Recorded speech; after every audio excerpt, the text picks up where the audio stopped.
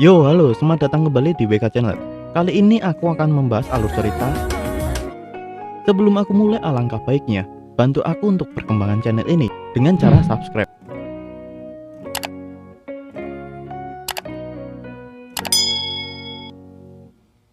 Oke, sudah, terima kasih banyak. Ku berani bertaruh, hal itu terasa sangat menyenangkan. Suatu hal untuk mengendalikan seseorang. Fuzi akan mencarikan sesuatu makanan untuk mereka makan. Singkat cerita, Fuzi melihat anak ini. Terlihat seperti Fuzi dulu. Fuzi memberitahu, ini adalah makanan khas Uralis. Dan bertanya nama anak ini. Anak itu hanya diam lalu melanjutkan makannya. Selanjutnya Fuzi memperlihatkan peta. Berharap anak itu tahu tempat asalnya ketika melihat peta. Tapi tetap saja anak itu hanya diam. Fuzi bertanya apa anak ini tidak mengerti yang Fuzi bicarakan. Saat itu juga anak itu memperlihatkan pot yang kotor. Fuzi melanjutkan bicaranya tentang saudara anak ini yang telah mati. Fuzi berpikir mungkin anak ini akan merasa kehilangan saudaranya. Anak itu masih diam. Membuat Fuzi tahu jika Fuzi merubah menjadi Joan, pasti anak ini akan senang. Bukannya senang, anak ini kaget dan marah ke Fuzi. Sampai akhirnya Fuzi merubah tampilannya menjadi anjingnya Rin yang imut. Anak itu langsung terlihat senang. Selanjutnya Fuzi mengajak anak ini keliling di kapalnya, bertujuan memperkenalkan nama-nama hewan di sana. Fuzi terkejut anak itu pertama kalinya mengucapkan kalimat Idi. Idi yang dimaksud anak ini Kitty. Fuzi memberitahu, yang benar itu Kitty bukan Idi. Anak itu masih saja menyebut Idi. Membuat Fuzi, ya sudahlah aku panggil saja Idi. Fuzi bingung harus apa yang harus dirinya lakukan dengan Idi. Sedangkan Fuzi masih harus memperdalam ilmunya untuk membuat tiruan kapal ini. Fuzi berpikir mungkin akan membersihkan tubuh Idi dulu, dengan menggunakan wujud Rin yang ahli mencuci, dan mengambil sebagian gaun yang digunakan Rin untuk membuat baju untuk Idi. Segera Fuzi memandikan Idi. Singkat cerita, Fuzi sudah memotong rambut dan memberikan baju Idi. Fuzi masih mengingat perkataan tante tentang mengontrol seseorang. Idi masih menunjukkan potnya yang kotor ke Fuzi. Fuzi berkata, ya bagus. Aku punya beberapa hal untuk diurus. Kenapa kamu tidak bermain di sana?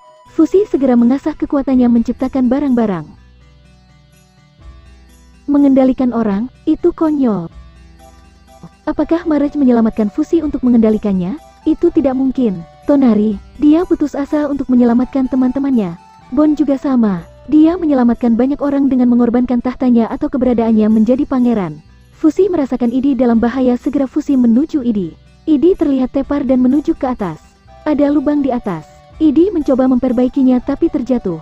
Fuzi akan memperbaikinya atap itu. Saat ini Fuzi bertanya dalam hati.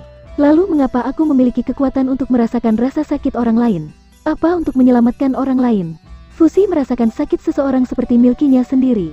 Rasanya seperti mereka adalah bagian dari diri Fuzi sepanjang waktu. Dalam hal itu, Fuzi mengubah wujudnya menjadi saudara Idi yang telah meninggal. Saat itu juga dirinya terkejut, melihat pot itu yang berisi perjalanan Fuzi selama ini. Fuzi bertanya ke dirinya sendiri. Apakah ini emosi keprihatinan bagi saya? Kamu berkomunikasi melalui pot ini? Fuzi kembali ke bentuknya, dan berterima kasih ke Idi. Dia baik-baik saja. Apa yang Fuzi kurang? Ketika pria jubah hitam memberitahu Fuzi bahwa dirinya membutuhkan kesadaran bahwa itu milik Fuzi. Fuzi sudah salah paham. Dia tidak mengatakan aku harus berhasil. Maksudnya itu sudah menjadi bagian dari diriku. Sementara mungkin sulit untuk memahami pada awalnya suatu hari kita akan menjadi satu. Sekarang, saya harus menerapkan perasaan itu ke tempat ini. Fuzi segera melakukannya. Pertama dirinya akan mengambil tanaman yang tampaknya merayap di sekitar hutan. Lalu sebarkan tanaman itu di sekitar kapal. Mungkin ada batasan seberapa jauh Fuzi dapat membuat sesuatu di ujung hal lain. Tetapi Fuzi menyadari itu sangat mudah untuk membuat sesuatu dari ujung Fuzi. Ini tidak seperti Fuzi telah bersatu dengan kapal. Tapi Fuzi pikir itu akan membantunya merasakan kapal lebih baik. Fuzi merasakan ada badai di luar kapal mereka. Fuzi juga bisa merasakan Idi saat ini sedang berlari menuju atap yang bocor. Fuzi mencoba merasakan yang lain. Pertama daun yang bergetar terkena angin. Lalu angin yang bertiup masuk ke kapal. Hujan yang turun, para hewan yang gelisah saat ada badai. Fuzi segera membuatkan buah untuk para hewan supaya para hewan tidak gelisah.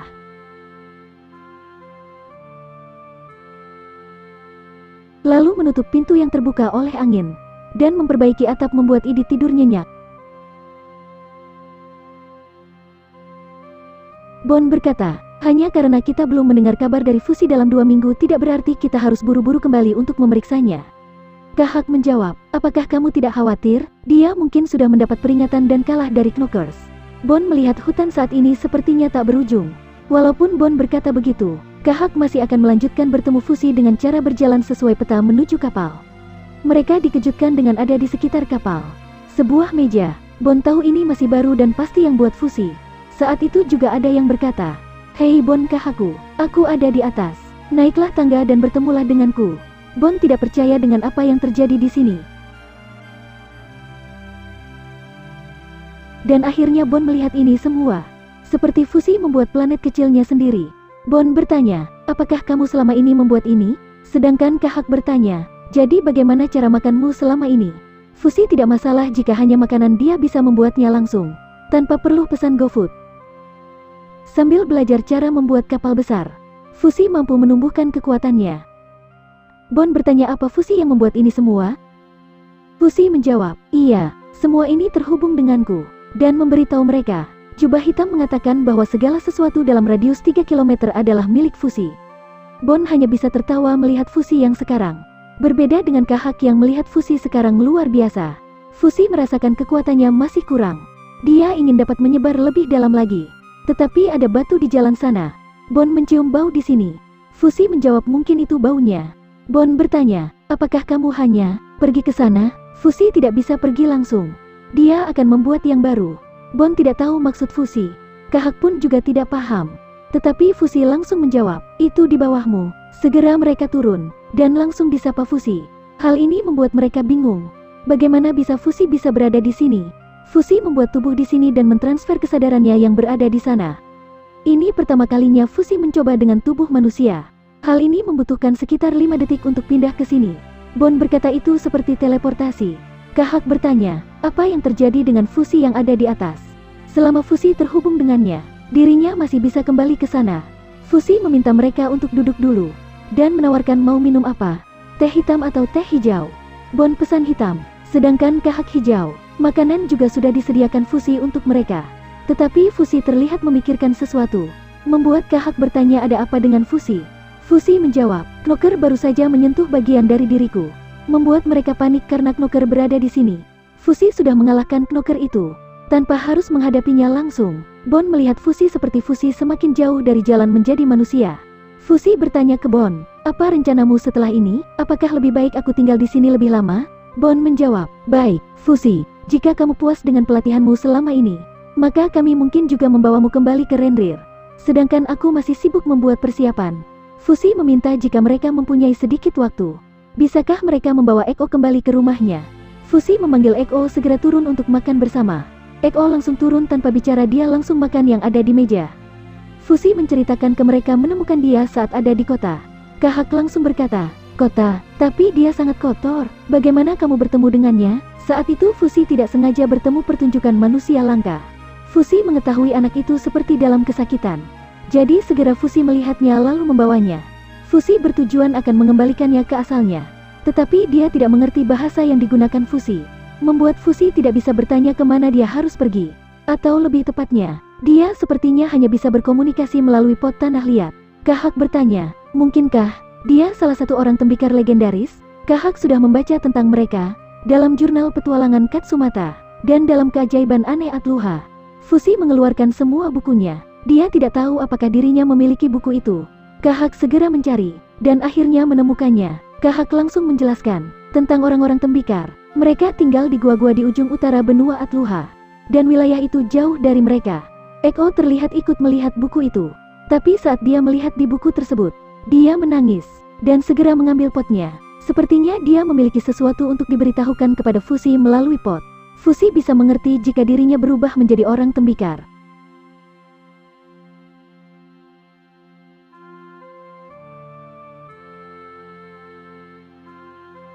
Fusi paham, para Knockers sudah menghancurkan desanya. Eko tidak lagi memiliki tempat dia bisa kembali.